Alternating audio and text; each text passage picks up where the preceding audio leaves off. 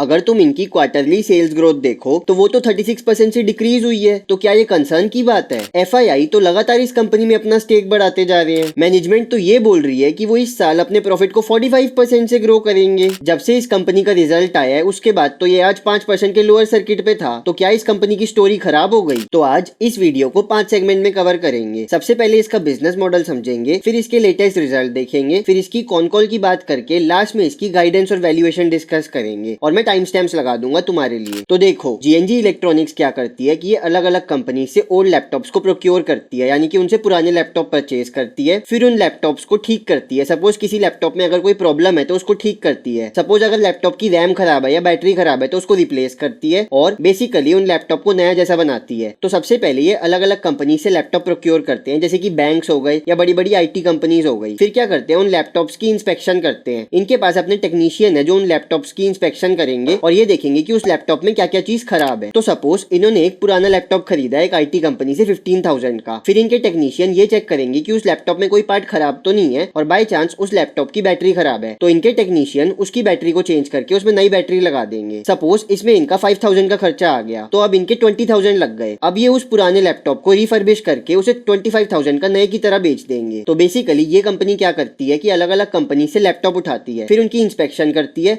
अगर उसमें कोई भी पार्ट खराब होता है तो उसको रिपेयर करती है और अपने नाम पे रिफर्बिश्ड लैपटॉप आगे कस्टमर्स को सेल करती है। अब देखो, सपोज तुम्हें कोई लैपटॉप खरीदना है तो तुम्हारे दिमाग में ना एक डाउट ही रहता है जब भी तुम रिफर्बिश्ड लैपटॉप खरीदते हो। मतलब हर बंदा यही प्रेफर करता है कि मैं नया लैपटॉप खरीदूं, क्योंकि पता नहीं होता कि पुराने वाला जो लैपटॉप है वो कैसे यूज हुआ है, मतलब उसकी बैटरी कैसे यूज हुई है या उसका ग्राफिक कार्ड कैसे यूज हुआ है। तो इसको सॉल्व करने के लिए ये कंपनी क्या करती है कि ये जो भी लैपटॉप बेचते हैं ना अपने कस्टमर को, हर लैपटॉप पे 3-3 साल की वारंटी देते हैं और जो भी कस्टमर को ये लैपटॉप बेचते हैं बेसिकली वो बिल्कुल नए जैसा वर्क करता है। और क्योंकि ये कस्टमर को वारंटी भी देते हैं कि बाय चांस अगर लैपटॉप में कोई भी पार्ट खराब हो गया है, लैपटॉप चलना बंद हो गया तो कस्टमर इनके स्टोर पे जाके उसको रिपेयर करा सकता है। तो बेसिकली इस वजह से ये कस्टमर का ट्रस्ट जीत पाते हैं। अब इस कंपनी का मेन यानी कि 80% रेवेन्यू लैपटॉप बेच के ही आता है और बाकी 20% रेवेन्यू अलग चीजों से आता है, जैसे कि डेस्कटॉप हो गई। तो बेसिकली इनका मेन बिजनेस मॉडल यही है कि ये पुराने लैपटॉप उठाते हैं, उसको रिपेयर करते हैं और अपने नाम पे रिफर्बिश्ड लैपटॉप आगे सेल करते हैं। और ताकि ये कस्टमर का ट्रस्ट जीत पाए उसके लिए ये हर लैपटॉप पे वारंटी भी देते हैं। अब इनके बिजनेस की एक बहुत बड़ी एडवांटेज ये है कि ये ओमनी चैनल स्ट्रेटेजी पे काम करते हैं, यानी कि ये लैपटॉप ऑनलाइन भी बेचते हैं और इनके ऑफलाइन भी स्टोर है। सपोज कस्टमर को वैरायटी देखनी है कि मुझे कौन सा लैपटॉप खरीदना है तो वो ऑनलाइन इनकी वेबसाइट पे जाके देख सकता है और उसके बाद इनके स्टोर पे जाके वही मॉडल ऑफलाइन भी परचेज कर सकता है। तो ये ओमनी चैनल स्ट्रेटेजी पे काम करते हैं जो कि इनके लिए एडवांटेज की तरह काम करता है। अब बात करते हैं कि जो ये रिफर्बिश्ड लैपटॉप की इंडस्ट्री है इसमें डिमांड कैसी है और बेसिकली इस इंडस्ट्री का आउटलुक क्या है गोइंग फॉरवर्ड। अब देखो, ये तो तुम्हें पता है कि आजकल हर बंदा एआई यूज कर रहा है और उस एआई को चलाने के लिए बड़े बड़े डेटा सेंटर चाहिए होते हैं जहाँ पे बड़े बड़े कंप्यूटर्स लगते हैं। तो हो क्या रहा है कि जो भी कंप्यूटर के कंपोनेंट्स है ना उनकी डिमांड बढ़ गई है पर सप्लाई लिमिटेड है, जिस वजह से कंप्यूटर के कंपोनेंट्स हो गए जैसे कि रैम हो गई, ग्राफिक कार्ड हो गया, प्रोसेसर हो गया, उन सबके प्राइसेस इंक्रीज होते जा रहे हैं। तो जो नए लैपटॉप है उनके प्राइसेस लगातार इंक्रीज होते जा रहे हैं क्योंकि कंप्यूटर के कंपोनेंट्स के प्राइस इंक्रीज हो रहे हैं, जिस वजह से लोग क्या कर रहे हैं कि वो नए लैपटॉप लेने की बजाय ना रिफर्बिश्ड लैपटॉप पे शिफ्ट कर रहे हैं और ये कंपनी रिफर्बिश्ड लैपटॉप ही बेचती है। तो बेसिकली एआई की वजह से जो कंप्यूटर के प्राइस इंक्रीज हो रहे हैं ना उस वजह से इस कंपनी को इनडायरेक्टली बेनिफिट मिल रहा है और गोइंग फॉरवर्ड एआई की यूजेज तो इंक्रीज ही होगी, जिस वजह से जो कंप्यूटर के कंपोनेंट्स है ना उनके प्राइस गोइंग फॉरवर्ड और इंक्रीज होंगे। तो जैसे जैसे कंप्यूटर के कंपोनेंट्स के प्राइस इंक्रीज होंगे वैसे वैसे नए लैपटॉप के प्राइसेस भी और इंक्रीज होंगे और लोग और ज्यादा रिफर्बिश्ड लैपटॉप की तरफ शिफ्ट करेंगे। मतलब इस कंपनी की डिमांड में तो कोई प्रॉब्लम नहीं है गोइंग फॉरवर्ड। और क्योंकि ये अपने रिफर्बिश्ड लैपटॉप पे वारंटी देते हैं यानी कि 3 साल की वारंटी देते हैं और आफ्टर सेल सर्विस भी देते हैं कि अगर लैपटॉप खराब हो गया तो इनका कस्टमर इनके स्टोर पे जाके उसे ठीक करवा सकता है और वारंटी के अंदर रिप्लेस भी करवा सकता है, जिस वजह से इनका कस्टमर इन पे ट्रस्ट करता है और इस कंपनी को ये जो रिफर्बिश्ड लैपटॉप में डिमांड आ रही है उसका बेनिफिट मिलेगा इसी वजह से। क्योंकि देखो, अगर तुम कोई लैपटॉप खरीदते हो तो तुम्हें बेसिकली यही चाहिए होता है कि भाई एक तो ये खराब नहीं होना चाहिए, दूसरा अगर ये खराब हो जाए तो इसको रिपेयर करके कोई दे दे, मतलब वारंटी मिल जाए मेरे को और ये नया जैसा चले। और ये कंपनी के जो लैपटॉप्स ये बेचती है वो सारे नए जैसे चलते हैं, तो मतलब इनको इस चीज का बेनिफिट मिलेगा गोइंग फॉरवर्ड। अब चलते हैं इनके Q1 FY27 के रिजल्ट्स पे। सबसे पहले तो इन्होंने अपनी सेल्स को 32% से ग्रो किया है ईयर ऑन ईयर के लेवल पे। मैनेजमेंट ने ये गाइडेंस दी थी कि वो पूरे FY27 में अपनी सेल्स को 25% से ग्रो करेगी, पर इन्होंने उसको 32% से ग्रो किया है, यानी कि इन्होंने अपनी गाइडेंस को आउट परफॉर्म किया है। अब जो इनकी 32% सेल्स ग्रोथ आई है ना, इसमें से 18% तो वॉल्यूम ग्रोथ आई है, मतलब इन्होंने 18% ज्यादा लैपटॉप बेचे हैं पिछले साल के कंपैरिजन में, और बची हुई वैल्यू ग्रोथ आई है, मतलब इन्होंने अपने लैपटॉप के प्राइस इंक्रीज कर दिए। बेसिकली इस कंपनी ने अपने लैपटॉप का एवरेज सेलिंग प्राइस इंक्रीज कर दिया, मतलब वो प्राइस जिस पे ये एक लैपटॉप बेचते हैं उसको धीरे धीरे ये इंक्रीज कर रहे हैं। जैसे पिछले साल इसी क्वार्टर में इनका एवरेज सेलिंग सेलिंग प्राइस था 27,500 के अराउंड, और इस साल इनका एवरेज सेलिंग प्राइस है 30,700 के अराउंड। मतलब इन्होंने अपने एवरेज सेलिंग प्राइस को ऑलमोस्ट 10 से 12% से इंक्रीज कर दिया। अब क्योंकि इस कंपनी की सेल्स इतनी अच्छी रेट पे ग्रो हो रही है ना, तो जो इन्होंने पहले गाइडेंस दे रखी थी कि इस साल ये अपनी सेल्स को 25% से ग्रो करेंगे, उसको बढ़ा के इन्होंने अपनी गाइडेंस बढ़ा दी और ये बोला कि इस साल ये अपनी सेल्स को 30% से ग्रो करेंगे। मतलब इन्होंने अपनी गाइडेंस इंक्रीज की है, जो कि एक पॉजिटिव साइन है। अब अगर तुम क्वार्टर ऑन क्वार्टर के लेवल पे देखो ना, तो इनकी सेल्स डिक्रीज हुई है। मतलब Q4 FY26 में इनकी सेल्स ज्यादा थी और Q1 FY27 में वो सेल्स डिक्रीज हुई है। पर ये कंसर्न की बात नहीं है, क्योंकि इनके बिजनेस में ना सीजनैलिटी होती है। Q4 में इनकी सेल्स ज्यादा रहती है Q1 के कंपैरिजन में, क्योंकि Q4 में इनका ये फोकस होता है कि ये ज्यादा number of volume of product को सेल करें। तो हर साल Q4 में इनकी सेल्स सबसे ज्यादा होती है। तो मतलब जो क्वार्टर ऑन क्वार्टर के लेवल पे इनकी सेल्स डिक्रीज हुई है ना, वो कंसर्न का साइन नहीं है, क्योंकि ये सीजनैलिटी है। अब अगर तुम इनका प्रॉफिट आफ्टर टैक्स देखो, तो वो इनकी सेल्स से ज्यादा रेट पे ग्रो हुआ है। इनका प्रॉफिट आफ्टर टैक्स 56% से ग्रो हुआ है ईयर ऑन ईयर के लेवल पे। क्योंकि इनका प्रॉफिट इनकी सेल्स से ज्यादा रेट पे ग्रो कर रहा है, तो बेसिकली इनका पैट मार्जिन एक्सपैंड हो रहा है। पिछले साल जो पैट मार्जिन इनका 5.9% था, वो इस साल एक्सपैंड होकर 7% तक आ गया है। मतलब इस कंपनी को मार्जिन एक्सपेंशन भी मिल रहा है। और बेसिकली इन्होंने ये गाइडेंस दी थी कि इस साल ये अपने पैट मार्जिन को 0.5% से एक्सपैंड करेंगे, पर इन्होंने 1% से अपना मार्जिन एक्सपैंड किया है। मतलब इन्होंने अपनी गाइडेंस को इस पे भी आउट परफॉर्म किया है। और इसी मार्जिन एक्सपेंशन को देखते हुए मैनेजमेंट ने इसकी भी गाइडेंस इंक्रीज कर दी कि इस साल ये अपने मार्जिन को अब 0.5% से तो एक्सपैंड नहीं करेंगे, बल्कि अपने पैट मार्जिन को 0.75 से 1% से एक्सपैंड करेंगे, जिस वजह से इनकी प्रॉफिट की ग्रोथ इनकी सेल से ज्यादा रेट पे आएगी। अब बात करते हैं कि इनके मार्जिन में फर्क क्या है। मतलब जब ये इंडिया में ऑपरेट करते हैं और जब इंटरनेशनली ऑपरेट करते हैं, तो उसमें मार्जिन में फर्क कितना है। अब सबसे पहले तुम ये समझो कि इनका किस जगह से कितने % रेवेन्यू आता है। तो इस क्वार्टर में इनका 36% रेवेन्यू इंडिया से आया है, 12% रेवेन्यू मिडिल ईस्ट से आया है, 24% रेवेन्यू यूएस से आया है, और बाकी नंबर्स तुम खुद देख लेना। मतलब बेसिकली ये कंपनी डाइवर्सिफाइड है। तो अगर एक जगह पे प्रॉब्लम आती है, तो इसके पास शील्ड है कि भाई दूसरी जगह पे भी ये सप्लाई करते हैं। जो ओवरसीज मार्केट है, यानी कि इंटरनेशनल मार्केट है, वहां पे इस कंपनी को ज्यादा अच्छे मार्जिन मिलते हैं जब तुम इंडिया से कंपेयर करोगे। मतलब जब ये अपने प्रोडक्ट्स बाहर सप्लाई करते हैं, तो उसमें इनके मार्जिन ज्यादा होते हैं रेदर देन कि जब ये अपने प्रोडक्ट्स इंडिया में बेचते हैं। और बेसिकली क्योंकि ये जो भी लैपटॉप बेचते हैं, वो बिल्कुल नई कंडीशन की तरह दिखते हैं, नई की तरह काम करते हैं, और उस पर ये वारंटी भी देते हैं। तो लोग अब खुश हैं इनके रिफर्बिश्ड लैपटॉप लेके, और अच्छे खासे प्राइसेस पे कर रहे हैं इनके रिफर्बिश्ड लैपटॉप के लिए। क्योंकि जब तुम वारंटी देते हो ना अपने लैपटॉप पे, तो उससे ट्रस्ट एस्टेब्लिश होता है, और एक बार जब ट्रस्ट बन जाता है ना, तो तुम अपने कस्टमर से ज्यादा भी चार्ज कर सकते हो। अब इनके इंडिया में तो 21% ग्रॉस मार्जिन है, और जब ये इंटरनेशनल मार्केट में अपने प्रोडक्ट बेचते हैं, तो वहां पे इनको 30% ग्रॉस मार्जिन मिलता है। और बेसिकली ये मैनेजमेंट क्या कर रही है कि ये अपने इंटरनेशनल बिजनेस को और ज्यादा एक्सपैंड कर रहे हैं, जिसकी वजह से इनका मार्जिन एक्सपैंड हो रहा है। और बेसिकली हो क्या रहा है कि अभी तो ये जो रिफर्बिश्ड लैपटॉप बेचते हैं ना, वो ओरिजिनल प्राइस के 30% रेट पे बेचते हैं। लेकिन अगर तुम ये देखो ना कि अगर कोई सेकंड हैंड गाड़ी होती है या सेकंड हैंड फोन होता है, तो बेसिकली जो सेकंड हैंड गाड़ी होती है, वो नई गाड़ी के 40-50% प्राइसेस पे बिक जाती है। तो मतलब मैनेजमेंट का यही टारगेट है कि ये धीरे धीरे करके कस्टमर का ट्रस्ट गेन करें, और फिर ये धीरे धीरे अपने जो प्राइसेस हैं, जो ये 30% पे है ना करंटली, कि भाई जो हमारे पुराने रिफर्बिश्ड लैपटॉप है, हम उसको नए लैपटॉप के 30% रेट पे बेच रहे हैं। लेकिन जैसे जैसे कस्टमर का ट्रस्ट गेन कर लेंगे ना, ये वारंटी भी दे रहे हैं जिस चीज के लिए, वैसे वैसे ये अपनी सेलिंग प्राइस को इंक्रीज कर देंगे, और इनका जो रिफर्बिश्ड लैपटॉप है, उसको भी नए लैपटॉप के कंपैरिजन में 40 से 50% प्राइस पे बेचेंगे। मतलब धीरे धीरे करके जैसे जैसे इनके पास ट्रस्ट आता रहेगा कस्टमर का, ये अपना एवरेज सेलिंग प्राइस इंक्रीज करते रहेंगे, जिस वजह से इनका मार्जिन एक्सपेंशन हो सकता है गोइंग फॉरवर्ड। और बेसिकली जो इनकी प्रोक्योरमेंट होती है, मतलब जो ये पुराने लैपटॉप उठाते हैं ना, वो लंपी रहता है। कभी तो इनको अच्छी डील मिल जाती है कस्टमर से, और कभी नहीं मिलती, जिस वजह से जब भी इनको कस्टमर से एक अच्छी डील मिलती है ना, जब ये पुराने लैपटॉप उठाते हैं किसी कस्टमर से, सपोज कोई बड़ा बैंक हो गया या बड़ी IT कंपनी हो गई जिसको लैपटॉप नहीं चाहिए, उससे पुराने लैपटॉप परचेज कर रहे हैं, तो जब भी इनको अच्छी डील मिलती है ना, तो ये उस टाइम पे इन्वेंट्री खरीद लेते हैं, जिस वजह से इनकी इन्वेंट्री का नंबर भी ज्यादा रहता है। और ये चीज हम इनकी इन्वेंट्री में डिस्कस करेंगे। पर ये जितनी अच्छी डील उठाएंगे ना वो पुराने लैपटॉप की, उतने इनके मार्जिन एक्सपैंड हो पाएंगे। और जितना ज्यादा इनका कस्टमर इन पे ट्रस्ट करेगा, जिसके लिए ये वारंटी देते हैं, आफ्टर सेल सर्विस देते हैं, उतना ही अपने प्रोडक्ट का प्राइस इंक्रीज कर पाएंगे, जिस वजह से गोइंग फॉरवर्ड मार्जिन एक्सपैंड होंगे। अब बेसिकली ना ये कंपनी अपने पास बहुत ज्यादा इन्वेंट्री मेंटेन करके रखती है, क्योंकि होता क्या है कि इनको ना एडवांस में लैपटॉप प्रोक्योर करने पड़ते हैं। देखो जो AI आ रहा है, उस वजह से हो क्या रहा है कि सारे जो कंप्यूटर के कंपोनेंट्स हैं, उनके प्राइस इंक्रीज होते जा रहे हैं, जिस वजह से नए लैपटॉप के प्राइस इंक्रीज हो रहे हैं। तो ये कंपनी क्या कर रही है, ये ना एडवांस में ही लैपटॉप प्रोक्योर कर लेती है कि भाई इससे पहले लैपटॉप के प्राइस और इंक्रीज होना, हम आज के रेटों पे पुराने लैपटॉप खरीद के अपने पास रख लेते हैं कि गोइंग फॉरवर्ड कल को जब लैपटॉप के प्राइस और इंक्रीज होंगे, तो हम इन्हीं पुराने लैपटॉप को रिफर्बिश करके उनको अच्छे रेटों पे बेच पाएंगे, जिस वजह से इनकी इन्वेंट्री का नंबर बहुत ज्यादा है। पर ये इन्वेंट्री इन्होंने स्ट्रेटेजिकली इंक्रीज कर रखी है, क्योंकि जब ये सस्ते रेटों पे अपनी इन्वेंट्री खरीदेंगे ना, और उसके बाद उनको रिफर्बिश करके महंगे रेटों पे बेचेंगे, तभी तो इनके मार्जिन इंक्रीज हो पाएंगे। और बेसिकली इस क्वार्टर में भी जो कंप्यूटर के कंपोनेंट्स हो गए, जैसे मेमोरी हो गई, रैम हो गई, सीपीयू हो गया, जीपीयू हो गया, उनके प्राइसेस इंक्रीज हो गए हैं और गोइंग फॉरवर्ड पूरे FY27 में इनके प्राइसेस और इंक्रीज होते रहेंगे, जिस वजह से ये मैनेजमेंट क्या कर रही है, ये अपनी इन्वेंट्री को सस्ते रेटों पे उठा रही है और उसको प्रोक्योर करके अपनी इन्वेंट्री में रख रही है, ताकि कल को जाके जब प्राइस इंक्रीज हो तो ये इन पुराने लैपटॉप को रिफर्बिश करके अच्छे रेटों पे बेच पाए और इनका मार्जिन इंप्रूव हो जाए। पर इस इन्वेंट्री इंक्रीज करने का एक रिस्क भी है। देखो इन्होंने क्या किया कि इन्होंने बहुत सारे लैपटॉप की इन्वेंट्री खरीद के अपने पास रख ली, पर गोइंग फॉरवर्ड अगर जो ये कंप्यूटर के कंपोनेंट्स है जैसे SSD हो गई, रैम हो गई, जीपीयू हो गया या सीपीयू हो गया, इनके प्राइस डिक्रीज हो गए ना तो इनको इन्वेंट्री का लॉस हो जाएगा। मतलब गोइंग फॉरवर्ड अगर इनके प्राइस डिक्रीज हो गए तो जो ये लैपटॉप रिफर्बिश करके बेच रहे हैं ना उसको ये महंगे रेटों पे नहीं बेच पाएंगे, इनको उनको सस्ते रेटों पे बेचना पड़ेगा, जिस वजह से इनको इन्वेंट्री लॉसेज हो जाएंगे। ऑल्दो इसके होने के चांसेस बहुत कम है, मुझे भी नहीं लगता कि ये पर्सनली होगा, पर फिर भी ये एक रिस्क है जो मैंने तुम्हें बता दिया। और जो ये इन्वेंट्री प्रोक्योर करते हैं ऐसा नहीं है कि ये लीनियरली प्रोक्योर करते हैं, मतलब कभी तो इनको अच्छी डील मिल जाती है तो इनको बहुत सारी इन्वेंट्री उठाने का मौका मिल जाता है और कुछ टाइम पे तो इनको डील मिलती ही नहीं। तो मतलब जो इनकी इन्वेंट्री उठा रहे हैं ना ये भी लीनियर नहीं है, लंपी है, जिस वजह से इनको एडवांस में बहुत सारी इन्वेंट्री खरीद के अपने पास रखनी पड़ती है। जैसे कि Q1 FY27 में मतलब इस क्वार्टर में भी इन्होंने 700 करोड़ की इन्वेंट्री रखी हुई है अपने पास और इनके इस क्वार्टर की सेल कितनी है 400 करोड़ के आसपास। तो मतलब इन्होंने 1 से 2 क्वार्टर की इन्वेंट्री अपने पास रखी हुई है, जिससे गोइंग फॉरवर्ड रिस्क भी आ सकता है। तो हमें ट्रैक करना पड़ेगा इनकी इन्वेंट्री को कि क्या ये अपनी इन्वेंट्री को अपनी सेल्स में कन्वर्ट कर भी पा रहे हैं या नहीं कर पा रहे। मतलब हमें इस चीज को ट्रैक करना पड़ेगा। तो बेसिकली इनकी सेल्स ग्रोथ का रेट ट्रैक करना पड़ेगा कि जो इनकी सेल्स ग्रोथ का रेट है वो कम नहीं होना चाहिए। अगर तो इनकी सेल्स ग्रोथ का रेट हाई रहा इसका मतलब ये अपनी इन्वेंट्री को अपनी सेल्स में कन्वर्ट कर पा रहे हैं, और अगर इनकी सेल्स ग्रोथ का रेट डिक्रीज हो गया ना इसका मतलब ये अपनी इन्वेंट्री को अपनी सेल्स में कन्वर्ट नहीं कर पा रहे और तब इनकी बढ़ी हुई इन्वेंट्री इनके लिए प्रॉब्लम बन जाएगी। ठीक है, तो इन्वेंट्री का बढ़ना कोई प्रॉब्लम का साइन नहीं है, बस ये चीज ट्रैक करनी पड़ेगी हर 3 महीने में गोइंग फॉरवर्ड कि क्या ये अपनी इन्वेंट्री को सेल कर पा रहे हैं या नहीं कर पा रहे, जिसको ट्रैक करने के लिए हमें इनकी सेल्स ग्रोथ का रेट ट्रैक करना पड़ेगा। और इस क्वार्टर में तो इन्होंने अपनी सेल्स को 32% से ग्रो किया है, मतलब अभी तक तो इन्वेंट्री का बढ़ना कोई प्रॉब्लम की बात नहीं है। अब इससे पहले मैं ये बात करूं कि इनकी वर्किंग कैपिटल साइकिल में क्या चल रहा है। अगर तुम्हें ये रिसर्च पसंद आ रही है ना तो सबसे पहले अभी के अभी इस वीडियो को लाइक कर दो। तो चलो अब इनकी वर्किंग कैपिटल साइकिल पे बात करते हैं। अब देखो पिछले साल तक तो इनकी डेटर डेज 20 डेज के अराउंड थे, जो इस साल इंक्रीज होकर 40 से 45 डेज के अराउंड आ गए हैं, और डेटर डेज का इंक्रीज होना कंसर्न का साइन होता है। लेकिन ये चीज जरूरी थी क्योंकि बेसिकली इन्होंने नए डिस्ट्रीब्यूटर ऐड किए हैं और वो डिस्ट्रीब्यूटर प्राइवेट कंपनीज के प्रोडक्ट बेचते थे जैसे लेनोवो हो गई या डेल हो गई, और ये प्राइवेट कंपनीज उन डिस्ट्रीब्यूटर को 40 से 45 डेज का क्रेडिट पीरियड देती थी कि भाई तुम हमारा लैपटॉप बेचने के 30 से 45 डेज के बाद हमें पेमेंट कर देना। पर GNG इलेक्ट्रॉनिक्स 20 दिन का टाइम देता था अपने डिस्ट्रीब्यूटर को, लेकिन क्योंकि इन्होंने अब नए डिस्ट्रीब्यूटर ऐड कर लिए ना और इनको प्राइवेट कंपनीज जैसे कि डेल और लेनोवो के साथ कंपीट करना था, तो इन्होंने उन डिस्ट्रीब्यूटर्स को लाइन ऑफ क्रेडिट बढ़ा के दे दिया कि भाई तुम हमें भी 40 डेज बाद पेमेंट कर देना हमारा लैपटॉप बेच के। क्योंकि देखो अगर ये अपना लाइन ऑफ क्रेडिट ना बढ़ाते और 20 डेज रखते तो वो डिस्ट्रीब्यूटर इनका माल बेचता ही नहीं। वो डिस्ट्रीब्यूटर कहता कि नए लैपटॉप बेचने के बाद, यानी कि जब मैं डेल या लेनोवो के लैपटॉप बेचता हूँ तो उस कंपनी को मैं 40 दिन बाद पेमेंट कर सकता हूँ, लेकिन GNG वाले तो मेरे से 20 दिन बाद पेमेंट मांगते हैं। तो मतलब अपने बिजनेस को बढ़ाने के लिए इन्होंने अपना लाइन ऑफ क्रेडिट बढ़ाया है, जो कि कंसर्न का साइन नहीं है, क्योंकि इन्होंने ये स्ट्रेटेजिकली बढ़ाया ताकि ये जो प्राइवेट कंपनीज हो गई जैसे डेल या लेनोवो उनके साथ कंपीट कर पाए। ठीक है, तो जो इनकी वर्किंग कैपिटल साइकिल है वो इंक्रीज हुई है, पर ये मैनेजमेंट ने स्ट्रेटेजिकली इंक्रीज करी है और ये करनी जरूरी थी अपने बिजनेस को ग्रो करने के लिए, क्योंकि अगर तुम्हें नए डिस्ट्रीब्यूटर ऐड करने और प्राइवेट कंपनी से कंपीट करने तो तुम्हें ये करना पड़ेगा। तो मतलब ये जो इंक्रीज हुई है ना वर्किंग कैपिटल की साइकिल, ये कंसर्न का साइन नहीं है। और बेसिकली इनका बिजनेस एसेट लाइट है, मतलब इनको बड़ी बड़ी बिल्डिंग पे इन्वेस्ट नहीं करना पड़ता, लेकिन इनको अपने बिजनेस की इन्वेंट्री में खर्चा करना पड़ता है, क्योंकि ये इन्वेंट्री में लैपटॉप प्रोक्योर करते हैं और लैपटॉप आते हैं महंगे, तो इनकी इन्वेंट्री पे इनका खर्चा लगता है। और जो ये लैपटॉप प्रोक्योर करते हैं वो भी लंपी होता है, मतलब कभी जब इनको अच्छी डील मिल जाती है तो ये काफी लैपटॉप प्रोक्योर कर लेते हैं, तो मतलब इनकी इन्वेंट्री में इनका पैसा अटका रहता है। तो मतलब जो इनका बिजनेस है ना वो वर्किंग कैपिटल के लेवल पे हैवी है, और बेसिकली इनको जितनी अच्छी डील मिलेगी अपने कस्टमर से, यानी कि ये जितनी सस्ती इन्वेंट्री उठाएंगे ना उतना इनके मार्जिन पे पॉजिटिव इंपैक्ट आएगा। तो मतलब ये कंपनी का एम ये रहता है कि भाई हम बैलेंस बनाएं इन्वेंट्री खरीदने में भी और हमारे मार्जिन भी इंप्रूव हो पाए। अब इससे पहले मैं ये बात करूं कि इस कंपनी ने कौन कॉल में अपने बिजनेस के फ्यूचर आउटलुक के बारे में क्या क्या बताया है। अगर तुम और ऐसे स्टॉक्स की डिटेल्ड एनालिसिस देखना चाहते हो ना जो कि हाई ग्रोथ स्टॉक्स हैं, तो सबसे पहले अभी के अभी इस चैनल को सब्सक्राइब कर दो। तो चलो अब इनकी कॉन कॉल पे चलते हैं। अब सबसे पहले तो एनालिस्ट ने इनसे ये पूछा कि जो ये मिडिल ईस्ट में वॉर हुई है उससे इस बिजनेस पे कितना इंपैक्ट आया है, क्योंकि देखो इनके बिजनेस का कुछ पार्ट तो UAE से भी आता है, तो मतलब इनके बिजनेस पे तो इंपैक्ट आना चाहिए। तो इस पे मैनेजमेंट ने ये बताया है कि जो इनके UAE वाला बिजनेस का सेगमेंट है ना उस पे तो कोई इंपैक्ट नहीं आया और इनकी सारे फंक्शंस बढ़िया चल रहे हैं, क्योंकि बेसिकली इनकी जो भी शिपमेंट होती है ना वो एयर के थ्रू हो रही है, और एयर के थ्रू जो भी शिपमेंट हो रही है उसमें कोई प्रॉब्लम नहीं आ रही, क्योंकि वाटर के थ्रू शिपमेंट्स हो रही है उसमें प्रॉब्लम आ रही है अगर स्ट्रेट ऑफ हॉर्मुज़ भी ब्लॉक्ड है। तो इनके बिजनेस पे कोई इंपैक्ट नहीं आ रहा क्योंकि ये बाय एयर शिप करते हैं अपना सारा सामान। तो मतलब जो भी मिडिल ईस्ट में वॉर हो रही है उसकी वजह से इस बिजनेस पे कोई इम्पैक्ट नहीं आ रहा और इनका बिजनेस एज यूजुअल चलता रहेगा बढ़िया। दूसरी चीज, जो भी इस कंपनी की इम्प्लॉय कॉस्ट है ना वो इनकी सेल से ज्यादा रेट पे ग्रो कर रही है। तो मतलब इस पे मैनेजमेंट ने ये बोला है कि क्योंकि हमें नए बंदे हायर करने पड़ते हैं और फिर उनको ट्रेन करना पड़ता है ना,